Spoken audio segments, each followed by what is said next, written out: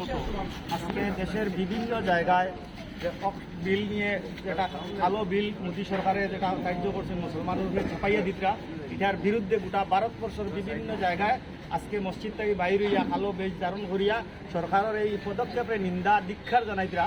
এই যে বিল তাই করছে এটা হইল অসাংবিধানিক বিল, অগণতান্ত্রিক বিল। এটা আমরা মুসলমান সম্প্রদায়ের মানুষ কোনোদিন মানিয়া নিতাম না এবং মানবও না।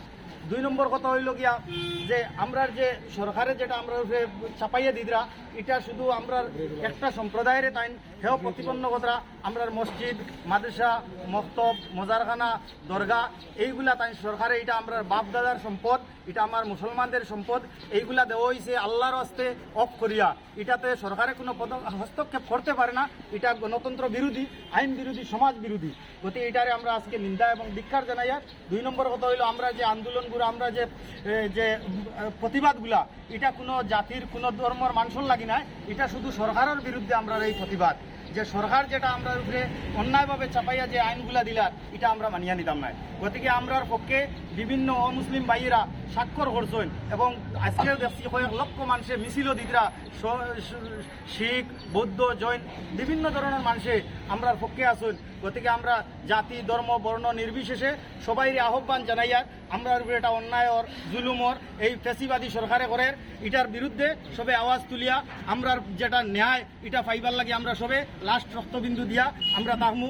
এবং বিশেষ করে এই সরকারে এটা করার কারণ হইল সরকারে হইল সবকা সাথ, সবকা বিকাশ, সবকা বিশ্বাস এটা করতে পারেন না। গতিকে সরকারে এটা চাপাইয়া একটা সম্প্রদায়ের লগে এটা করার লাগিয়া সরকারে তার দেশের উন্নতি করতে পারছে না।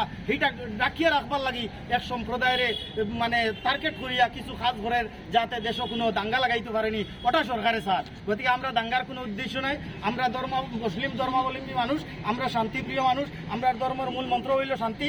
গতিকে আমরা শান্তি চাই, কিন্তু আমরা উপরে অন্যায় করার এটারে আমরা কখনো মানিয়া নিতাম না। আমরা মসজিদ, মাদ্রাসা এইগুলা যতদিন লাস্ট রক্তবিন্দু দিয়ে আমরা এটা রক্ষা করার লাগে আমরা প্রস্তুত আছি। দেশের বিভিন্ন জায়গা এটা নিয়ে আন্দোলন চলে, সেই হিসাবে আমরা আজকে আসিমগঞ্জ গেট মসজিদেও এটার তীব্র ভাষায় নিন্দা এবং ধিক্কার জানাইয়া সরকারে এই আইন, এই খালো আইনটারে প্রত্যাহার করবা। আর নাইলে আমরা আন্দোলন বন্ধ হইতো না যতক্ষণ যেভাবে কৃষি আইনের লাগিয়া মানুষের প্রাণ দিতে রাজি হইল, আমরা ওলা প্রাণ দিতে রাজি হইম, কিন্তু সরকারের বিরুদ্ধে আমরা গর্জিয়া উঠি। হয় স্লোগান দিতে হয়নি।